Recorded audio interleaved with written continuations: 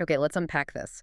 We all, at some point, have probably felt that, that burning, uncomfortable feeling in our stomach and immediately thought, oh, it's gastritis. It's a go-to term, isn't it? It really is. It's become this standard catch-all for everything from, like, mild indigestion to a really debilitating stomach ache.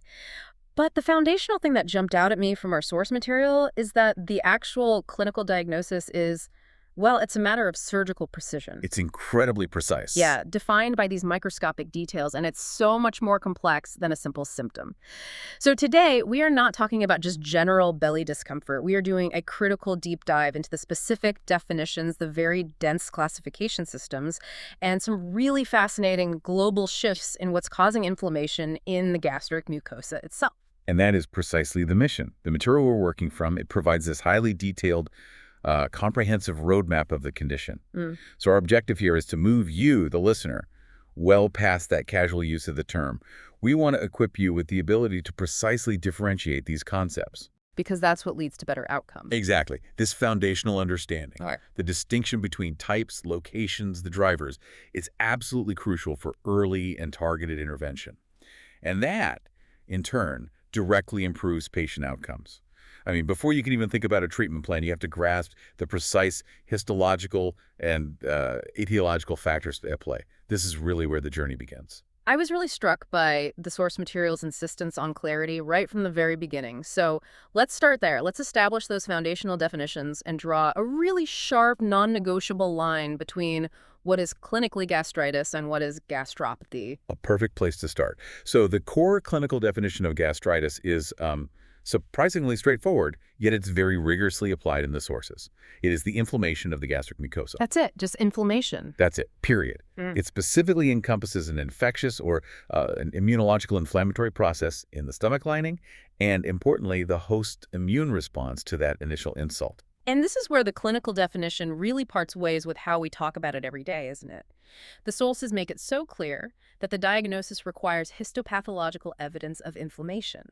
It's not just about seeing a red spot during an endoscopy. No, not at all. So why is that microscopic requirement, the need for a biopsy, a look under the scope, why is that so non-negotiable for defining true gastritis? Because histology removes all the ambiguity. When a pathologist confirms gastritis, what they're seeing is cellular evidence. They're seeing an infiltration of inflammatory cells, like lymphocytes or plasma cells. The actual immune system soldiers, so to speak. That's a great way to put it. They're seeing a genuine immune reaction. An endoscopist might see mucosa that looks abnormal, could be red or swollen or eroded, but that visual observation on its own is just. It's not enough for the strict diagnostic criteria. So you really can't trust the naked eye. You can't. The visual symptoms can be very misleading. Only the presence of that actual cellular immune response, visible under a microscope, validates the inflammation. Okay, so that need for microscopic confirmation brings us right to the other side of the coin, gastropathy. If gastritis requires that documented inflammation, what exactly defines gastropathy? So gastropathy is defined as a gastric mucosal disorder that's characterized by epithelial injury and then regeneration. But, and this is the critical part, it occurs specifically without significant inflammation. So it's like damage and repair, but no war. That is a perfect analogy. Think of it like a superficial scratch or maybe a chemical burn on your skin. The skin, or in this case the mucosa, gets injured and it immediately starts trying to repair itself. That's the picture of gastropathy. You have damage, you have the lining trying to heal, but you just don't have that characteristic infiltration of inflammatory cells, that organized immune attack that defines true gastritis. That's a really useful distinction, but of course, the source material then complicates this by noting that they aren't always mutually exclusive. It's not a simple binary. Right, and this is where clinical practice can, muddy the academic waters a bit. Gastritis and gastropathy are not mutually exclusive. They can, and sometimes do, coexist to the same patient. You can have both at once. You can. There's a clinical paradox noted in the material. A true gastritis diagnosis, confirmed by histology, might still come with these profound signs of mucosal injury like big erosions or ulcers. And on the flip side, a gastropathy, defined as non-inflammatory, might present with some level of inflammatory reaction. So it's a spectrum then? It is. It's a spectrum defined by the predominant finding under the microscope. What's the main story the cells are telling us? Okay, so histology is the key, but we have to acknowledge the overlap. Now, with that foundation set, Let's look at the big picture of classification. We know there are a few systems trying to standardize what we find. Right. The initial classification really starts with acuity. Is it acute, so sudden onset, temporary, or is it chronic, meaning persistent and long-lasting? And then it gets more granular. Much more. Beyond that, it's classified based on specific histological features like is there atrophy or metaplasia or, and this is happening more and more, the underlying etiology. What actually caused it? And while the sources do caution that, categorization isn't universally accepted across all clinical settings globally, understanding those histological characteristics and the etiological factors is really the foundation for all clinical decision-making. Okay, so having drawn that clear line histology is the benchmark. Let's dig into what actually drives these processes. Let's start with the acute temporary problems. Right. Acute gastritis. It's defined by its very nature. It's a temporary, rapid onset inflammation of the stomach lining. It's basically a physiological stress response. And it's often self-limiting, provided you remove the cause. Exactly. As long as the initial stressor is removed, it tends to resolve. And clinically, it can show up as, hemorrhagic, so bleeding, or non-hemorrhagic. But what's the actual mechanism? What makes the stomach so vulnerable to a temporary stressor? The mechanism is typically a rapid and pretty significant compromise of the stomach's natural defense system.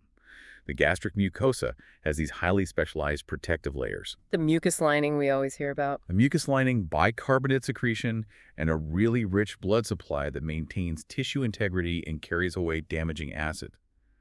Acute inflammation happens when that defense system just breaks down. And that can happen in a few different ways. Yes, it can be due to reduced mucus secretion, a direct physical disruption of that mucosal barrier, or, and this is crucial, decreased blood flow ischemia to the mucosa. The protective layer gets compromised, and that allows the stomach's own harsh acid and digestive enzymes to cause this rapid, profound injury. It sounds like acute gastritis is often sort of collateral damage from a much bigger systemic problem in the patient. That's a perfect way to describe it. It's absolutely a systemic warning sign. The sources provide this comprehensive, almost alarming list of how diverse these triggers are. We're talking about severe systemic issues like uremia, where waste products build up in the blood. Or major events like ischemia or shock, where blood is just shunted away from the gut. Exactly. Sepsis, a body-wide infection. It could be direct caustic injury from corrosive agents or from severe physical events like trauma and burns. Even alkaline bile reflux, where bile backs up from the duodenum, can trigger it. It's a massive list. It covers everything from a severe injury to renal failure. And common culprits, too, like medications, NSAIDs, or a radiation exposure. I think the sources even mention certain infections, like some enteroviruses, can cause a mild, self-limited episode. Precisely. Acute gastritis is overwhelmingly a transient response to a severe physiological insult or exposure. And this leads to a critical challenge in epidemiology. It's incredibly difficult to determine its true incidence. Because so many cases just go unreported. Exactly. The mild, self-limited cases, like from a passing virus, people just ride it out at home. They never get a diagnosis, so it's very hard to track accurately. Okay, so let's pivot now to the persistent problem, chronic gastritis. This is categorized into non-atrophic and atrophic forms. And unlike that huge, diverse list for acute causes, here it seems like one single culprit just dominates the global conversation. It absolutely does. And that culprit unequivocally remains Helicobacter pylori infection. H. pylori is the primary overwhelming cause of chronic gastritis worldwide. The sources explain that typically it starts as a non-atrophic form. And non-atrophic means there's inflammation, but no major structural damage yet. Exactly. There's chronic inflammation, you can see the immune cells, but critically, there is no significant loss of the specialized glandular structures in the stomach lining yet. But the real danger and the whole clinical focus is preventing that persistent inflammation from turning into something much, much worse. Absolutely. The non-atrophic H. pylori infection, if it's left unchecked, can and often will progress to atrophic chronic gastritis. And atrophy means the loss of those specialized structures, the glands that contain parietal cells and chief cells. Okay, let's spell out why that's so bad. The parietal cells are the ones that make acid and something else crucial, right? Intrinsic factor. And once those structures are lost, the patient faces major long-term consequences. Let's elaborate on those consequences, because this is really the so what for the patient. What happens when you lose acid production and intrinsic factor? Well, when you lose parietal cells, you lose stomach acid. That leads to a condition called hypochlorhydria, or even iclohydria, no acid. This immediately impairs the absorption of key nutrients, like iron and calcium. And the intrinsic factor part. That's even more significant in some ways. The loss of intrinsic factor, which is a protein vital for vitamin B12 absorption, leads directly to pernicious anemia. It's a serious chronic B12 deficiency. On top of that, the persistent inflammation and the atrophy, especially if it's coupled with something called intestinal metaplasia, significantly increases the risk for gastric adenocarcinoma. Stomach cancer. Stomach cancer. This clear progression from non-atrophic to atrophic is exactly why early H. pylori eradication is so paramount. Now, speaking of atrophic gastritis, there's another major category that's growing in clinical importance, especially as infection rates go down in developed nations. Autoimmune gastritis. Yes, autoimmune gastritis, or AIG. It's now identified as the most common cause of atrophic chronic gastritis in the West. This means the patient's own immune system is causing the glandular loss. However, its exact etiology, why this autoimmune attack even begins, remains remarkably unclear. It's a fascinating area of research. So if a pathologist looks at AIG under a microscope, how is it different from the damage caused by H. pylori? AIG shows chronic mononuclear inflammation, so mostly lymphocytes and plasma cells, along with severe atrophic gastritis. The key difference is often the topography, the location. This atrophy usually affects the corpus of the stomach, the main acid-producing body. H. pylori-related atrophy often starts down in the antrum. And there are specific markers in the blood. Yes, a definitive diagnostic marker is the presence of circulating autoantibodies, specifically ones directed against parietal cells or against the intrinsic factor itself. It confirms the immune system is actively targeting the machinery needed for B12 absorption. So the body is attacking its own machinery, but that open question about the initial trigger remains. Is it spontaneous, or is H. pylori maybe involved in setting the stage somehow? That is the crucial ambiguity highlighted over and over in the sources. It's a huge area of ongoing research. Is AIG an independent disorder that just develops on its own? Right. Or is it perhaps triggered by a prior H. pylori infection in people who are genetically susceptible? So like a hit and run, the H. pylori comes in, starts a fire, and then leaves, but the fire department, the immune system, keeps spraying the wrong house. That's a fantastic analogy. One leading theory is molecular mimicry. The immune response launched against the H. pylori bacteria mistakenly produces antibodies that look similar to the body's own parietal cell proteins, so the attack becomes sustained and misdirected even long after the H. pylori is gone. Wow, that suggests a really complex interplay. As H. pylori rates decline, we might be trading one huge public health problem for a rising incidence of autoimmune disease. That's a very real possibility we need to watch. Okay, let's shift to the third major category, reactive gastritis, or gastropathy. The sources say it overlaps a lot with acute gastritis, but the tissue response is different. It is. The causative factors are familiar. Specific medications like NSAIDs, chronic alcohol consumption, radiation, duodenal or bile reflux. But the defining histological signature is different. How so? These agents tend to cause mucosal lesions characterized by low-grade inflammation. It's a more passive, sort of slow burn response, not like the acute, severe infiltration you'd see in, say, sepsis-induced gastritis. The characteristic finding is often something called foveolar hyperplasia. Which means the surface cells are just overgrowing. Yes, in response to the constant injury. You also see smooth muscle fibers proliferating in the lamina propria.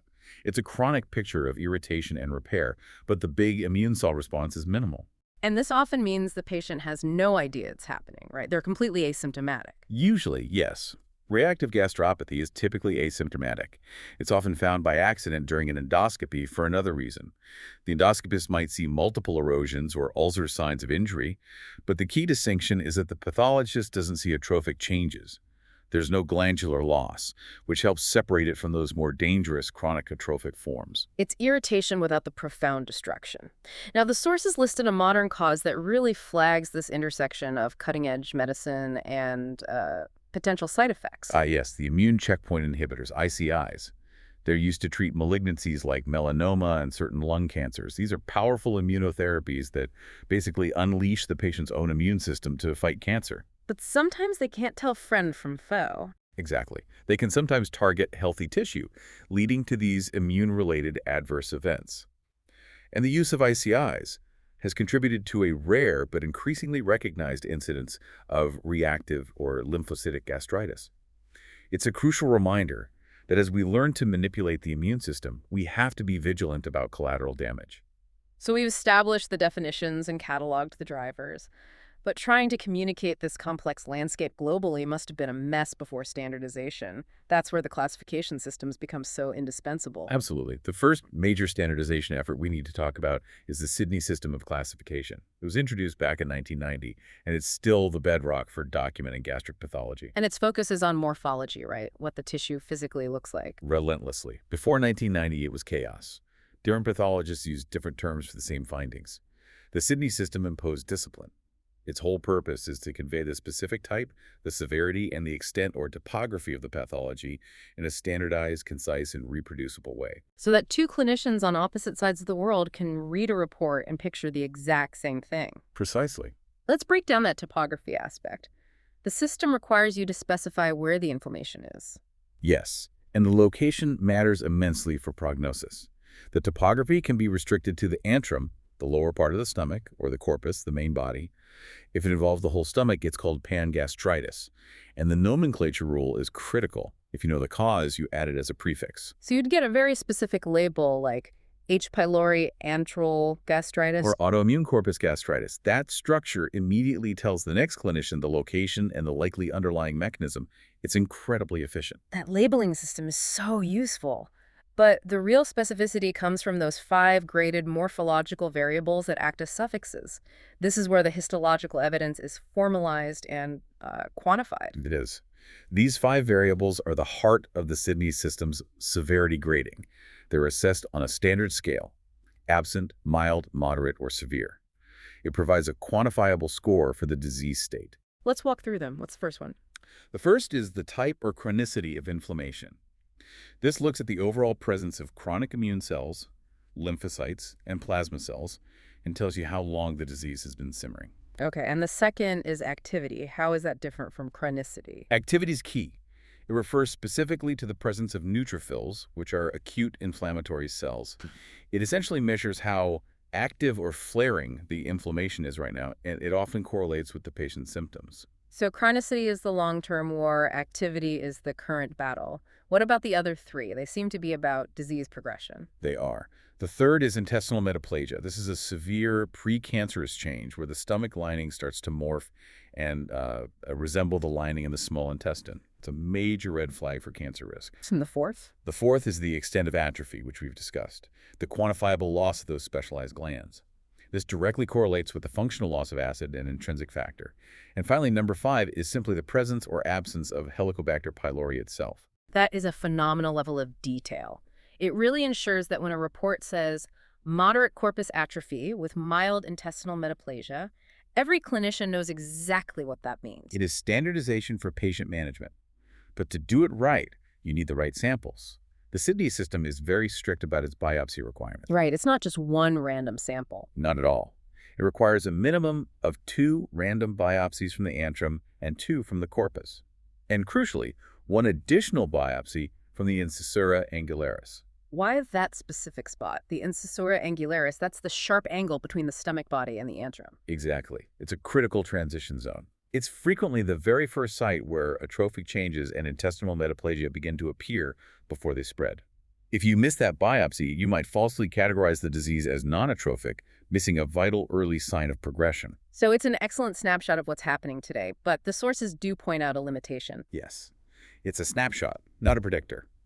It standardizes documentation of today's morphology, but it can't reliably forecast future changes, like how quickly that non-atrophic gastritis is going to progress. Which is why follow-up is so important. Now, if the Sydney system is all about the what and where, the other approach from the Kyoto Consensus in 2015 shifts the focus to the why. Yes, the Kyoto Consensus is a philosophical shift toward a purely etiological framework.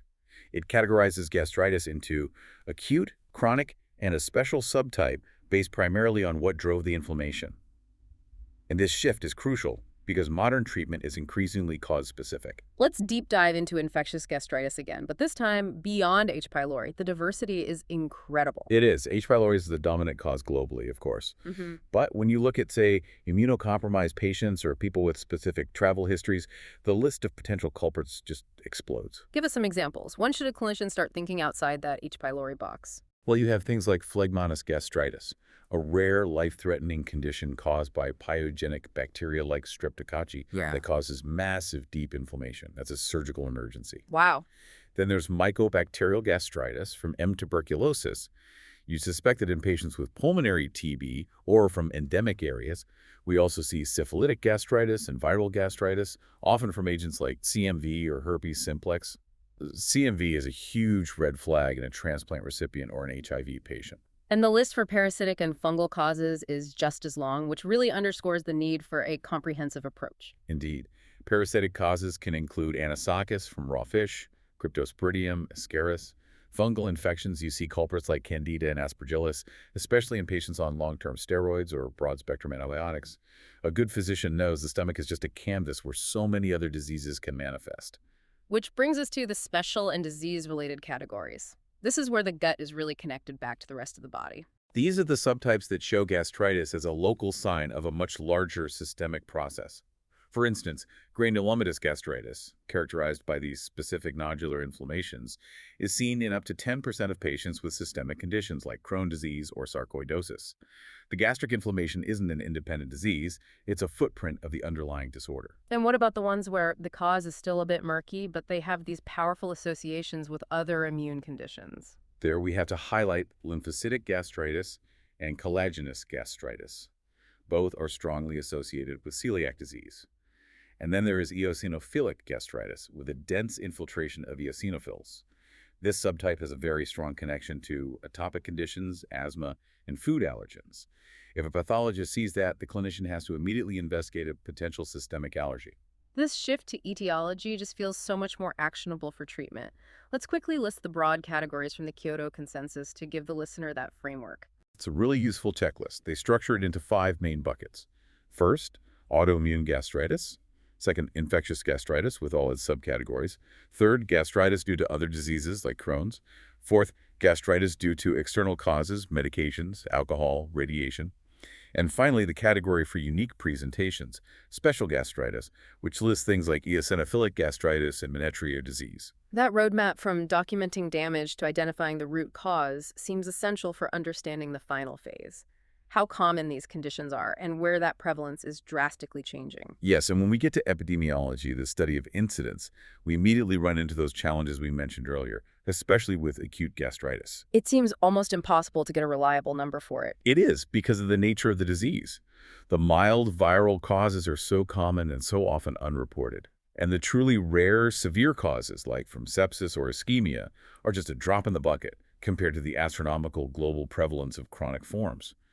We really have to focus our epidemiological lens on the chronic issues. Okay, so focusing on chronic gastritis then. What does the global picture look like for that persistent chronic atrophic form, the one linked to cancer risk? The data suggests that chronic atrophic gastritis affects approximately 25% of the global population. 1 in 4 people. 1 in 4 people, potentially having some degree of irreversible glandular loss in their stomach. It's not a clinical curiosity, it's a colossal public health concern. And the risk for developing it is directly and quantitatively linked back to H. pylori. Absolutely. The data is clear. Patients with H. pylori have about a 2.4 times higher risk of developing chronic atrophic gastritis compared to those who are negative. This just reinforces the need for screening and eradication. Now let's look at that fascinating epidemiological shift happening in developed nations like the US and Europe. It seems the whole gastric landscape in the West is changing shape. This is one of the most compelling insights. We're seeing a clear trend, a declining incidence of infectious gastritis, driven by decades of improvements in sanitation and medicine that reduce H. pylori rates. And this decline is directly correlated with an increasing prevalence of autoimmune gastritis. So we're swapping an infectious problem for an autoimmune one. What are the typical demographics for this emerging AIG population in the West? AIG is generally found to be more prevalent in women and in older individuals. The estimated rates are somewhere between 2% and 5% in Western populations. But the sources are right to caution that this data is probably limited by underdiagnosis. Because you need the specific blood tests and biopsies to confirm it. Exactly. And a full workup might not always be pursued unless the patient has clear symptoms like B12 deficiency. So if the West is transitioning toward autoimmune conditions, the developing world is still squarely dominated by H. pylori. That is the stark global divide. Chronic H. pylori-associated non-atrophic gastritis remains overwhelmingly prevalent in developing countries. And when you compare the data, the scale of the problem is it's immediately apparent. Give us those comparison points again, because the contrast is so startling. In Western populations, the prevalence of H. pylori in children is about 10%. But in developing countries, that number surges to around 50% in children. This early, heavy, and persistent exposure is absolutely critical in determining the trajectory of the disease for that person and their community. And when you look at adults across whole continents, Africa, South America, Asia, it's clearly a massive ongoing public health crisis. It is. The sources detail exceptionally high rates, roughly 69% in Africa, a staggering 78% in South America, and around 51% in Asia. These numbers just underscore that for most of the world, H. pylori remains the primary driver of gastric inflammation, atrophy, and subsequent cancer risk. And what drives that variation? And that comes back to the basics of hygiene, doesn't it? It's socioeconomic and environmental factors. Poor family hygiene, household overcrowding, access to clean water. These things facilitate fecal-oral or oral transmission, especially within families where parents or siblings can transmit it to young children. Which leads to a core epidemiological insight. Yes. The source material emphasizes that the pediatric origin of the infection, getting it in childhood, is the primary determinant of the overall prevalence within a community. If children are infected early and universally, the disease becomes endemic. Okay, let's bring it back to a high-income setting, like the United States. Even with declining rates, the prevalence of atrophic gastritis is still significant. Estimates suggest it could be as high as 15% in the U.S., but that number isn't uniform at all. You have to look at the subgroups. And who are the high-risk groups within the U.S.? Predictably, it's populations with a higher baseline H. pylori rate.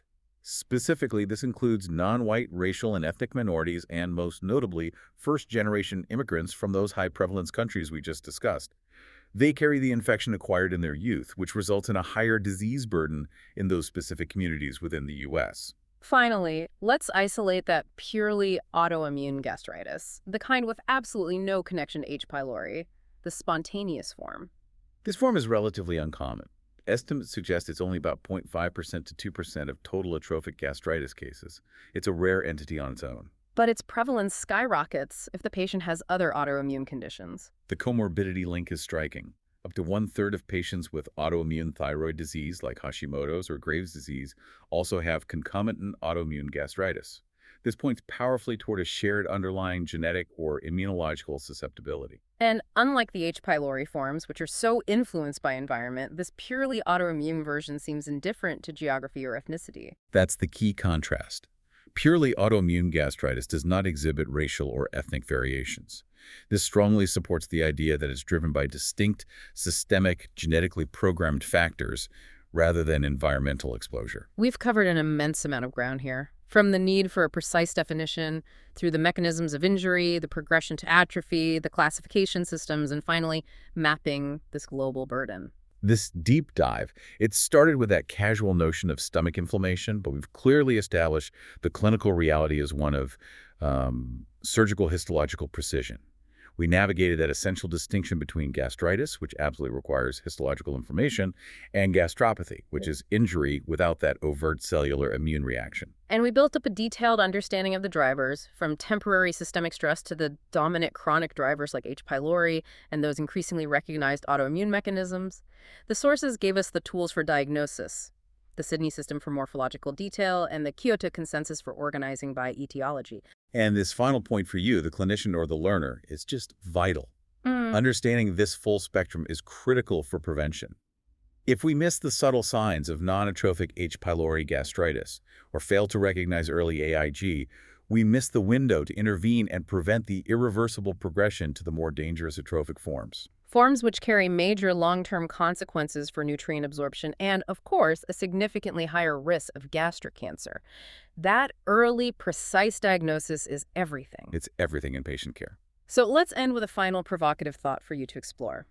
Given the clear epidemiological evidence we discussed, That undeniable shift in Western populations away from infectious H. pylori and toward autoimmune gastritis, plus the strong link between AIG and other autoimmune diseases, what might this global decrease in childhood H. pylori exposure imply about the future landscape of autoimmune disorders worldwide? And specifically, does reducing these early childhood infections, which have historically trained the immune system, inadvertently pave the way for a more reactive or confused immune response later in life? And as we continue to refine the classification of special gastritis subtypes, like that clear link between eosinophilic gastritis and food allergens, what other common comorbidities might we discover? What will we learn about systemic immune disease just by looking closely at the stomach lining? The answers to those questions will certainly define the next generation of precision patient care in gastroenterology.